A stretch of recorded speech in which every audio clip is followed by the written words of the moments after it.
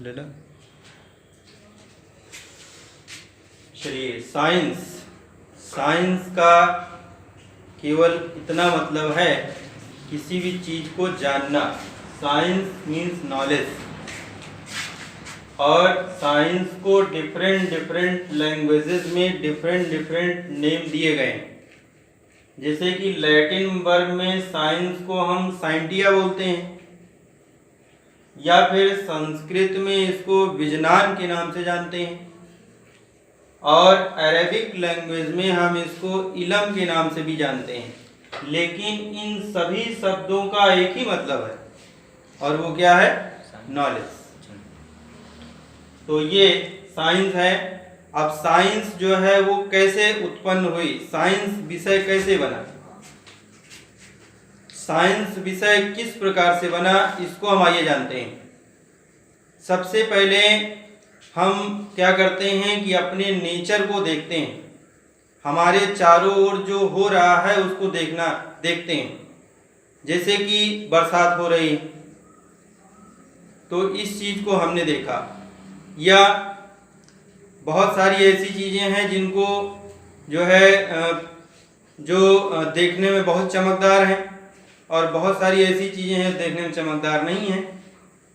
तो ये हम अपने चारों तरफ की चीज़ों को देखते हैं, अपने चारों तरफ होने वाली घटनाओं को देखते हैं, और देखने के बाद में हम उसमें देखते हैं कि क्या कोई पैटर्न मिल रहा है कि नहीं मिल रहा है।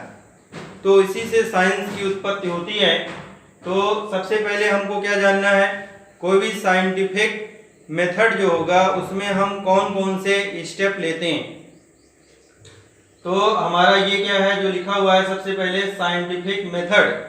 साइंटिफिक मेथड क्या है? वेरियस स्टेप से होते हुए जब कोई थ्योरी बनती है तो उसी को हम साइंटिफिक मेथड बोलते हैं। इसमें पहला स्टेप क्या है? पहला स्टेप इसका है ऑब्जर्वेशन। ये क्या होता है ऑब्जर्वेशन? जैसे कि हमने देखा कि बरसात हो रही है, या हमने देखा कि आसमान में बादल आ गए, तो ये क्या है? ये हमारा ऑब्जर्वेशन है। पहली चीज हो गई ऑब्जर्वेशन। अब इसके बाद में दूसरी चीज क्या है? Controlled experiment. हमने क्या किया? ऑब्जर्वेशन देखा कि फॉर्मेशन ऑफ क्लाउड, बादल बन रहे हैं आसमान में, तब हमने क्या किया? अपनी लैब में गए, और लैब में हमने क्या किया? इसी तरीके का सेम पैटर्न बनाना स्टार्ट किया। हमने क्या किया? एक बर्तन लिया, उसमें पानी रखा, और पानी रखने के बाद में उसको गर्म करना प्रारंभ किया। और जब हम गर्म करते हैं तब हम क्या देखते हैं कि उसमें से भाप निकल रही है। उसके ऊपर हमने एक ठंडा बर्तन लगा दिया और देखा कि कुछ देर बाद उसमें से पानी टपकने लगा।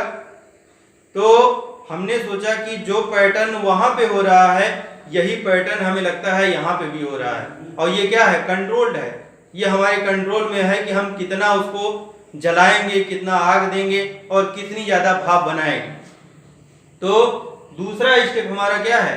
Controlled experiment. सबसे पहले ऑब्जर्व किया, और दूसरी बात क्या किया?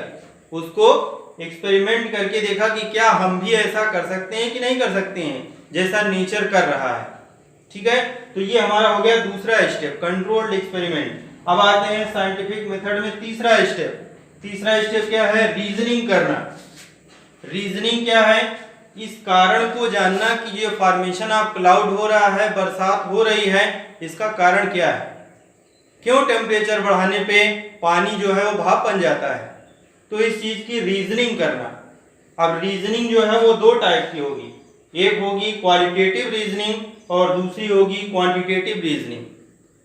तो क्वालिटेटिव रीजनिंग क्या है? क्वालिटेटिव रीजनिंग का मतलब ये हो गया कि जैसे हम पानी को गर्म कर रहे हैं तो टेम्परेचर बढ़ाने पे क्या हो रहा है? उसमें से भाप बन रही है, मतलब इवेपोरेशन हो रहा है। ऐसा क्यों हो रहा है? ये क्या हो गई? क्वालिटेटिव रीजनिंग हो गई। और कितनी भाप बन रही है, अगर हम इसका पता लगा ले जाएं तो ये क्या हो जाएगी? क्वांटिटेटिव रीजनिंग हो जाएगी।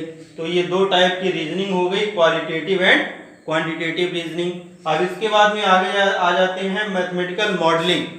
कोई भी चीज हमने ऑब्जर्व किया, ऑब्जर्व करने के बाद उसका फार्मूला बनाना स्टार्ट किया। जिससे कि अगर हमको कभी फर्दर जरूरत पड़े तो उस फार्मूले को यूज कर लें। जैसे आपने इक्वेशन ऑफ मोशन पढ़ा है, कहीं भी कोई भी चीज चल रही है तो हम उसकी स्पीड बता सकते हैं कि ये कितनी स्पीड से चल रही है। इसके लिए हमने क्या किया है, मैथमेटिकल मॉडलिंग किया है।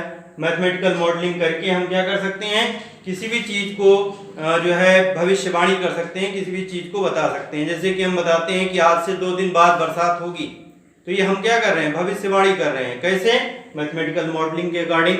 इसके बाद में 5वां स्टेप हमारा जाता है प्रेडिक्शन एंड वेरिफिकेशन। जो चीज हमने ऑब्जर्व किया, जो हमने एक्सपेरिमेंट किया, जो हमने रीजनिंग किया, जो हमने मैथमेटिकल मॉडलिंग किया, क्या वो सही है कि नहीं सही है। अगर वो सही है तो वो क्या हो जाएगी, वेरीफाई हो जाएगी। अगर वो सही नहीं है तो फॉल्स हो जाएगी। और इस तरीके से हमारा एक स्टेप कंप्लीट हो जाएगा, जिसको हम बोलते हैं साइंटिफिक मेथड।